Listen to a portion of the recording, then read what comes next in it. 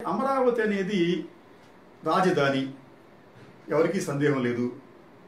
కానీ అమరావతి చుట్టుపక్కల ప్రాంతాలలో ఎయిడ్స్ వ్యాధిగ్రస్తులు అలాగే ఈ సెక్స్ వర్కర్లు ఎక్కువగా ఉన్నారు అనేది ప్రభుత్వానికి కూడా తెలుసు. అయితే అమరావతి చుట్టుపక్కల ప్రాంతాలతో పాటు ఆంధ్రప్రదేశ్లో కూడా సెక్స్ వర్కర్ల సంఖ్య దేశంలోనే అగ్రస్థానం లేదా రెండో స్థానంలో ఉంది.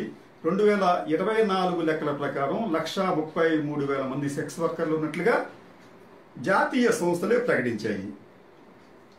అయితే నేను అమరావతిని మనం పవిత్రంగా ఉంచుకోవాలి, దేవతల రాజధాని కాదు అది మనం అంటున్నాం కాబట్టి అక్కడ ఇటువంటి సామాజిక సమస్యలుంటే వాటిని కూడా నిర్మూలించుకోవాలి అనే ఉద్దేశంతో చేసిన కామెంట్ అనేది అది దుమారంగా మారింది.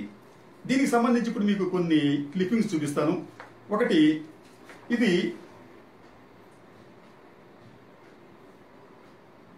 వన్ ఇండియా అనే ఒక పత్రికలో వచ్చిన వార్తది.